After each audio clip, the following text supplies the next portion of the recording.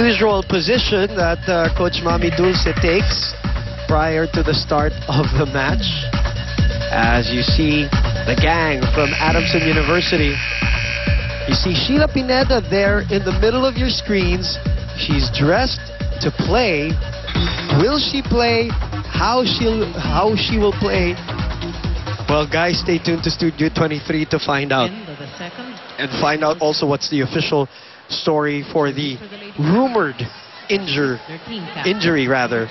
for Sheila Pineda later on, and also si Connie Makatuno para sa Adamson University. Makakalaban po nila ang kupunan ng UST. For the winner of that match will become number 3. The loser will go down to face in a playoff FEU if FEU continues this pace that they're in right now. They look like they're winning at 16-12. So far, so good performance for Lady Tamaraw. Now is just sends it out. And this, you called it, Ivy. You said there's a little disorganization with them, even in that attack right there. I'm not really sure, really, but sometimes I would think that they don't really communicate very well inside. Because positioning-wise, kaya minsan napapansin mo nagkakabanggahan sila. At least today, that's how it's looking like. Good block. Set up Mai again. Banyel able to check that. C will go to Banyel. Sorry, that's Dawson rather. Nebrida sends it over. Eulalio to C. C opens up. And the gift. Eulalio were able to keep that ball alive. They set up Nebrida, who puts it away. Successful play for Nebrida. A rare time that we saw a long rally and UE winning a long rally. But that was a very well-executed setup for Nebrida. And I think this is also the kind of sets that she wants. Yes. You know, she doesn't like that much of the set that's pulled very much outside. Yung mga sobrang outside hit. Gusto niya medyo bitin eh. Rochelle Bagang now coming in. Another very young FEU player. We've seen flashes of her in recent games. And she's performed also steady for Coach Ness. We're going to see more of her in years to come. Rochelle Bagang did not play against Ateneo, but you'll see her play more next year for sure.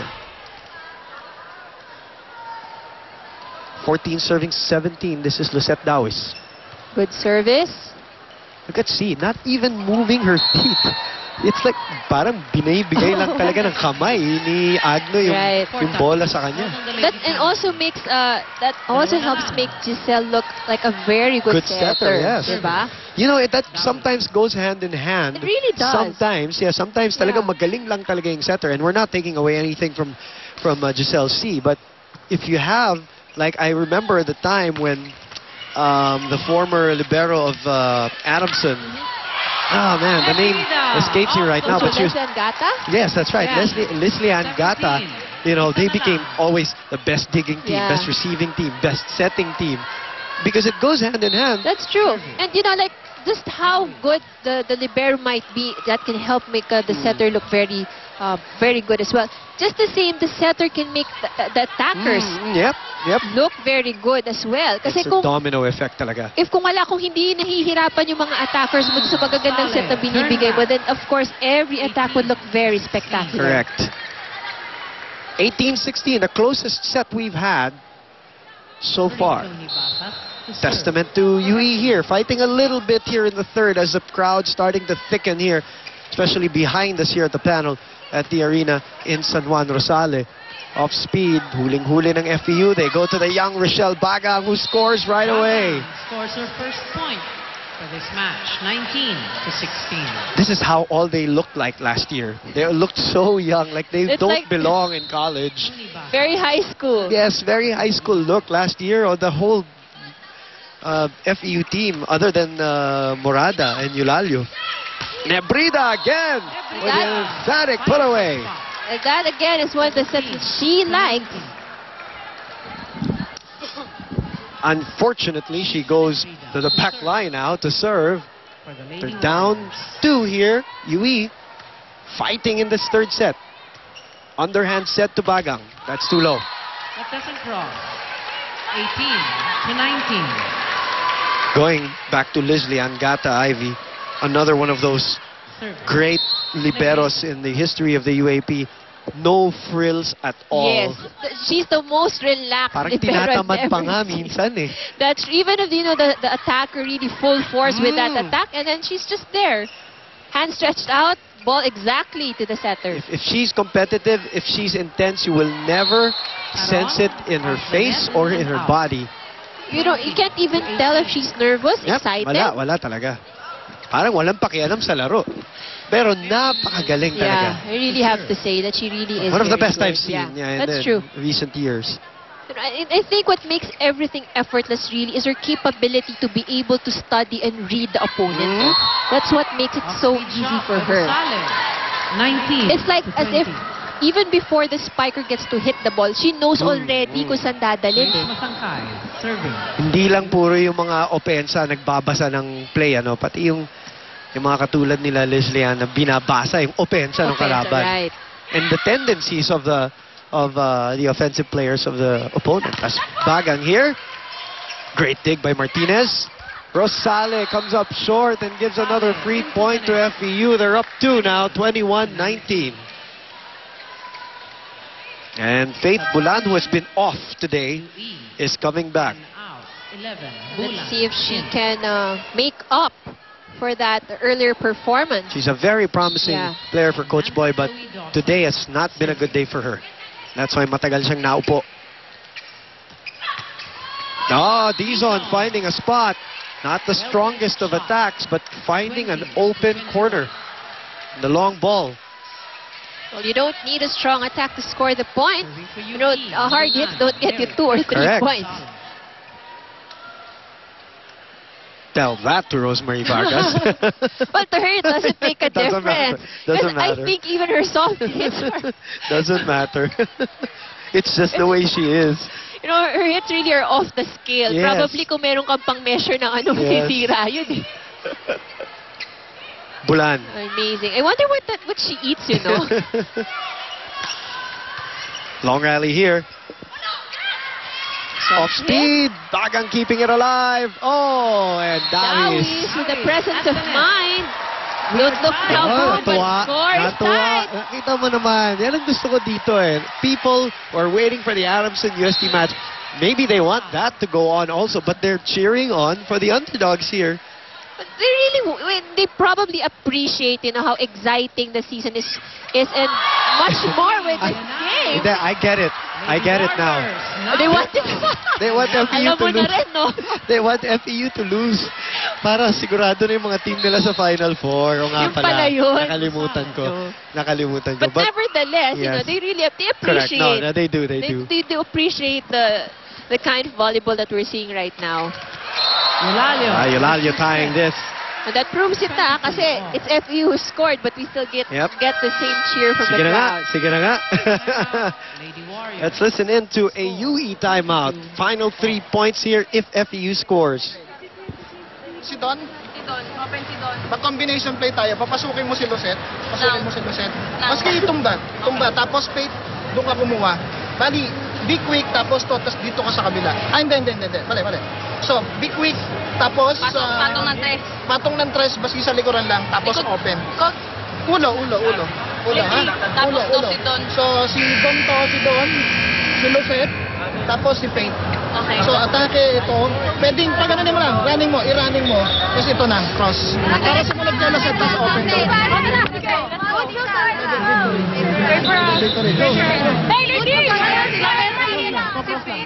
Hindi, cross mo siya. Regardless of the outcome of this match, Adamson and UST will totally go at it because they don't want to face Definitely. LaSalle if it's in the Final Four situation. I think everybody's really thinking that it's a better off not to face LaSalle right away. Or you just don't want to be number 4, period, because of the circumstances. And that's what might happen. Pasas now. Ooh! Dizon Off the block.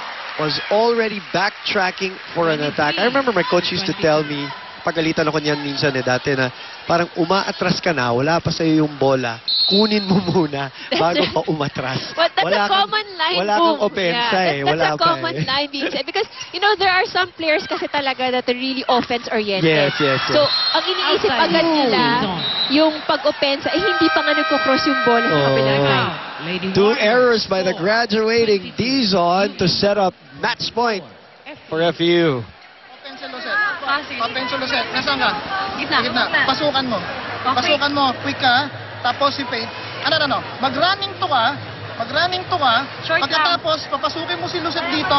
Tapos dito bola natin kabila. Yung si Don, mauuna si Don o si Oh, Lucet? mauna siya. Running to siya eh. Tapos si Lucet cross. Running to, cross. Doon. Quadro. Kaya pa yan. Kahit sino. Kung sino lumusot. Tara. Hey, lady! Warriors fight! Tignan natin kung makakapit pa dito, Yui. That was a very specific play that Coach Boy had. And again, that play would depend if they are able to give out a good reception from this service. That's where it all starts. Rochelle Bagang serving. Good reception. Here's the play. Medyo nagkamali ng konti sa execution. A joust. Dizon again, making sure this time. Free ball. Opportunity now for UE. Let's see. Gets it Dizon. through. Binawi niya yung error niya kanina. She puts that one away. Behind by 1. Yui making a go of it here in the third set. Going down the line. That's tough. That was a tough really angle. tough, right? Left-handed pa siya. Yes. But it's a good thing because probably she knew that Giselle C was the The smaller shorter. blocker. Yeah. Hilario. Drop shot. Oh! That's a power tip if I ever saw one. 24 Don't look now, but we're tied 24 all. But that last shot, I think, is you can actually anticipate, but probably they did not think that Dizon will go through with that shot. Agno is only human, huh? That's true.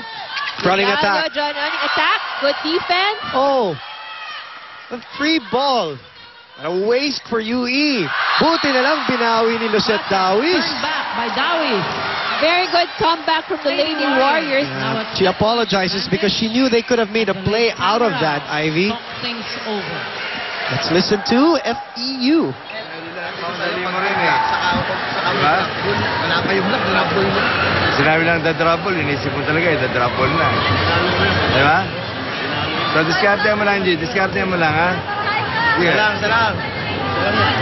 Isip lang, Tin. Sige.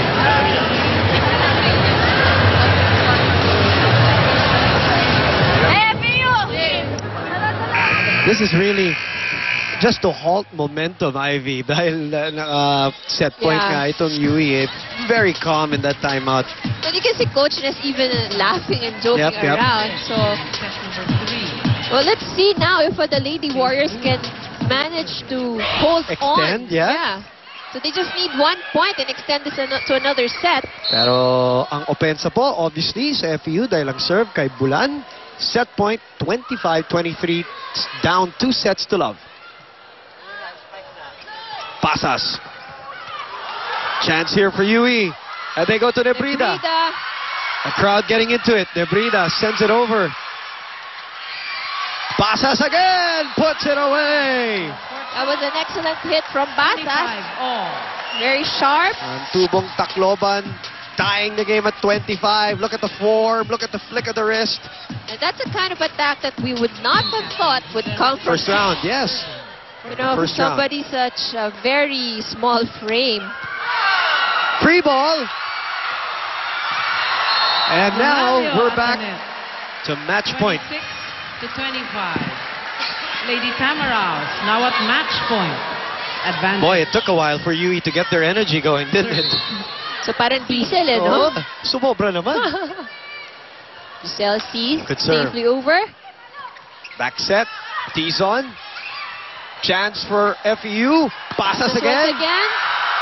Through jittery moments here for UE. Nebrida just in the middle. Slices it. Excellent comeback from 26 UE. Really holding on to this set.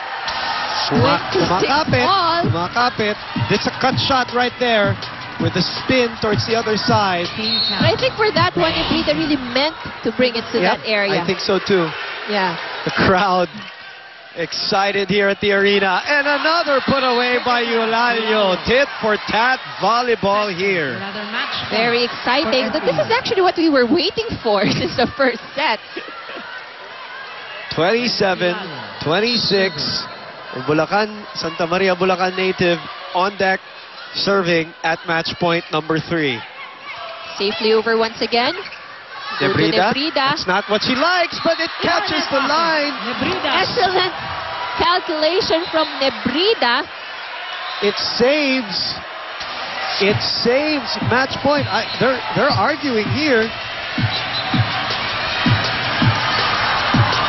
It looks like it's in. It did but look like it's in. I don't know if we have another angle. Now the linesman and the umpire deciding on this one. They don't have the luxury of a replay like we do. So right now it's stalemated at 27-26. But it would go exciting if the and fever it's a goes UE to point. UE. And here's another angle. Thank you very much, Let's take a look Direct at that. Raul De Ocampo. 27-all. Let's look at that. It is Ooh! inside. Really mark the line. Yep. Good call by Good the call. linesman. Really good call from the linesman. So, third match point saved by the Lady Warriors. How about that? A little excitement on a Saturday afternoon as an appetizer for the all-important Adamson UST match. Combination play. That's out. Check ball. With a hit out. Match point number 4. Lady Tamaraos at match point. Agno again with that great reception. Twisting her body. Right. Making it easy again for Giselle to set up that play. Uy, nakatayo si Coach Ness. He's not happy about something. Rosale. Oh, that's short. That's short. That's it, the Lady Tamaraos. Oh, what a way to go. Very unfortunate. Rosale played her last game for the UE Lady Warriors and commits a spiking error. Medyo tensionado yung palo, Ivy. I would agree. Probably she wanted to just make sure the ball goes over, but she did not put too much force in it. So instead, it hit the net. No commitment on the attack, sabi nga nila. And wow, what a set though. UE getting a hand from the crowd for a good fight here in the third at least. They go down 3 sets, 27-29. They fought off 3 match points but succumbed to the 4th to set up this scenario now as FEU will wait for the loser of the Adamson UST game later on. Let's go to Trishka Echeverri. We heard from Maymay Basas at the start of the coverage. We'll hear from her again.